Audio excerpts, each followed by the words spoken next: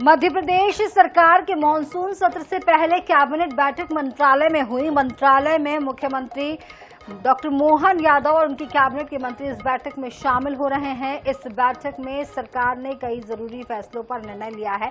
बता दें कि अब एमपी में मंत्रियों का इनकम टैक्स प्रदेश सरकार जमा नहीं करेगी, इसका भुगतान अब मंत्री ही करेंगे। बैठक में सीएम डॉक्टर मोहन यादव ने इसका सुझाव रखा, जिस पर सभी ने सहमति दी है। इसके साथ ही जेल सुधार में कैसे सुविधाएं बढ़ाई जाए और कैदियों को रोजगार से जोड़ा जाए, इस दिशा में सरकार जल्द ही विधानसभा में विधेयक लाएगी।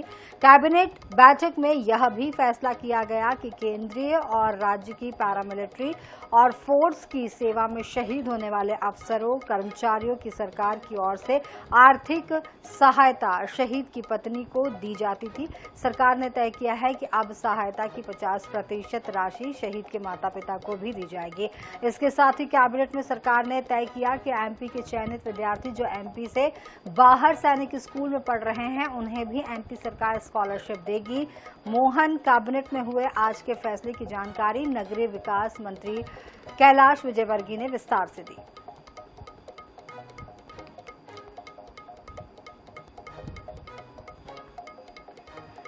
तो आपको बता दें कि कैबिनेट में कई फैसले हुए। इस मामले पर भोपाल ब्यूरो चीफ अनुराग मालवीय हमारे साथ जुड़ गए हैं। अनुराग, कैबिनेट में कई महत्वपूर्ण फैसले हुए हैं और सैनिकों को लेकर भी, सैनिक छात्रों को लेकर भी यहाँ पर फैसले किए गए हैं, क्या कुछ अपडेट? देखिए, बिल्कुल सबसे पहले तो हम अपनी ही खबर के असर की बात करेंगे। INA 24x7 ने लगातार इस खबर को दिखाया था कि मध्य प्रदेश में मंत्रियों का आयकर सरकार क्यों भरती है। हमने कई दफा इस सवाल को उठाया, कल तक के हमने वित्त मंत्री से बात की और उसके बाद कहीं न कहीं निश्चित रूप से एक बड़ा निर्णय इस संदर्भ में हुआ है। मध्य प्रदेश सरकार ने ये निर्णय लिया है कि अब मंत्रियों का जो आयकर होता था, उनके वेतनमान भत्तों को लेकर जो इंक्लूजन होता था, वो मध्य प्रदेश सरकार की तरफ से भरा जाता था, उसको बंद किया जा रहा है। इसके पहले कई बड़े राज्यों ने इसे बंद किया है, चाहे हम उत्तर प्रदेश की बात करें, पंजाब की बात करें। सिर्फ 6 राज्य बचे थे जिनमें मध्य प्रदेश शामिल था, लेकिन आज मध्य प्रदेश कैबिनेट ने भी निर्णय ले लिया है कि अब मध्य प्रदेश के मंत्रियों के वेतन भात और लाभ भत्तों का जो आयकर मध्य प्रदेश सरकार भरती थी, वहन करती थी, अब वो मंत्रियों को स्वयं वहन करना होगा। इसके अलावा एक और बड़ा निर्णय जो है वो है सैनिक स्कूल में पढ़ रहे बच्चों के लिए। मध्य प्रदेश के जो बच्चे अन्य प्रदेशों के सैनिक स्कूलों में चयनित होंगे, उनको अब तक स्कॉलरशिप नहीं मिलती थी, पर मध्य प्रदेश सरकार उस स्कॉलरशिप को अब देगी, चाहे वो किसी भी प्रदेश में पढ़े। मध्य प्रदेश के बच्चे अगर वो सैनिक स्कूल में है तो वो स्कॉलरशिप शुरू की गई है। एक और बड़ा निर्णय है वो है नगर पालिका और नगर पंचायत के अध्यक्षों को लेकर।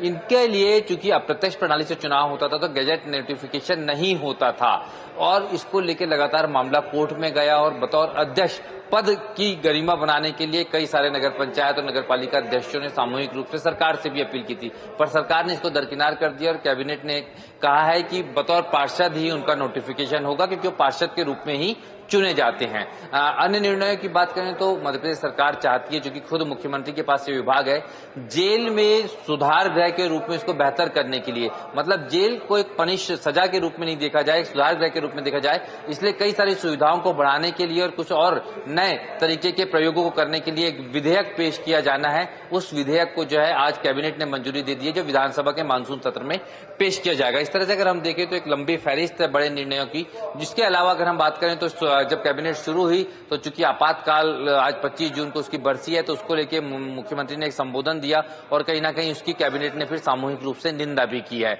बाद में बैठक के बाद जब अधिकारी निकल गए तब मंत्रियों से अनौपचारिक चर्चा की और मंत्रियों को यह कहा गया कि आज ही की तारीख में सभी मंत्री अपने अपने विभागों की समीक्षा करें। जी अनुराग, इस पूरी जानकारी के लिए आपका बहुत बहुत शुक्रिया।